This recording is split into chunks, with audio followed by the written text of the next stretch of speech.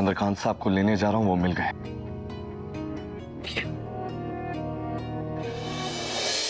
सरू, तुम्हें उनकी चिट्ठियों के बारे में मालूम है ना? वो चिट्ठी भेजते थे दादी। अभी हमने कुछ दिन पहले ही तो चिट्ठी पढ़ी, जिसके अंदर लिखा था कि अगर मैं और अनिका एक दूसरे से शादी कर लेंगे तो शायद वो घर लौट आएंगे। उन्होंने कहा था ना, फिर आप ऐसे। अरे आप लोग ये क्या कर रही हैं? ये सब गलत है। सरू, अरे क्यों कर रही हो ये नाटक? ये झूठ क्यों बोल रही हो तुम? क्या ये सब कुछ? बोलो, क्यों बोल रही हो?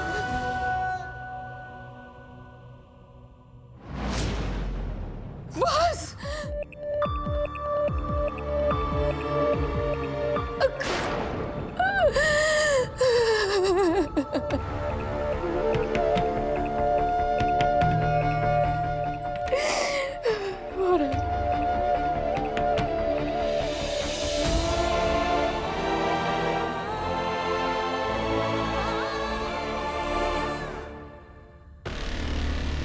मैं पंडित जी से मिली और उन्होंने मुझसे कहा कि अगले कुछ महीनों तक शादी का कोई मुहूर्त ही नहीं है और हमारी कुंडलियों के हिसाब से मुझे और वेद को आज के आज ही शादी करनी पड़ेगी, वरना वेद की लाइफ में कोई बहुत बड़ा अपशगुन हो जाएगा।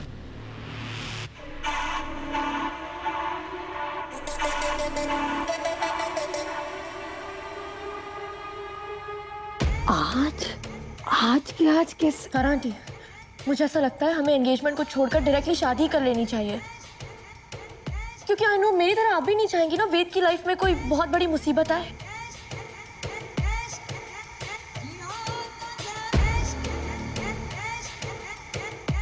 अनिका, ये कौन सा पंडित है जो सारे पंडितों से ज्यादा जानता है?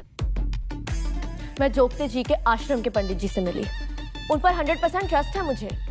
सारा आंटी, यू नो ना, शादी को लेकर मेरे भी ढेरों अरमान हैं, पर अगर वेद की लाइफ का सवाल नहीं होता तो मैं इतनी जल्दबाजी में शादी नहीं करती।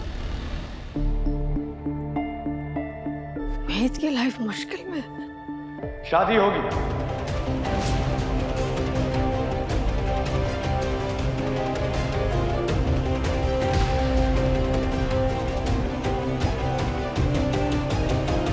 वेद? शादी आज ही होगी।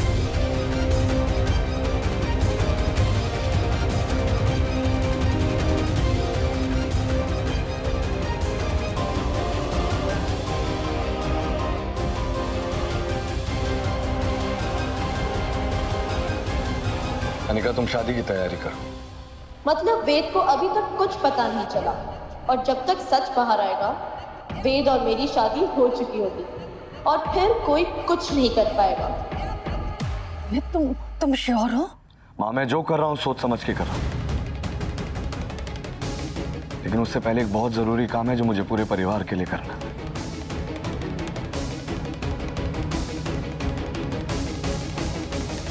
चंद्रकांत साहब को लेने जा रहा हूँ, वो मिल गए।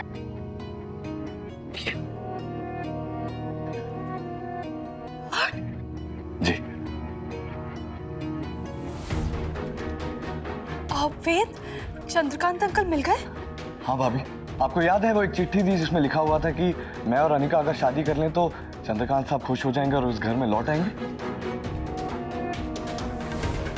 मैंने उस चिट्ठी को ट्रेस करने की कोशिश की, मुझे पता लगा कि वो एड्रेस यही मुंबई का है, इसलिए मैं जा रहा हूँ चंद्रकांत साहब को लेने, ताकि उनकी बेटी और मेरी शादी उनकी नजरों के सामने हो। ये तो बहुत अच्छी बात है वेद। चंद्रकांत जी के आते ही इनका परिवार पूरा हो जाएगा। और सरोजा तो कब से इस दिन का इंतजार कर रही है, उससे पता चलेगा तो वो बहुत खुश होगी। मैं भी जाकर से बता कर आती हूँ। मैं उन्हें लेकर आता हूँ।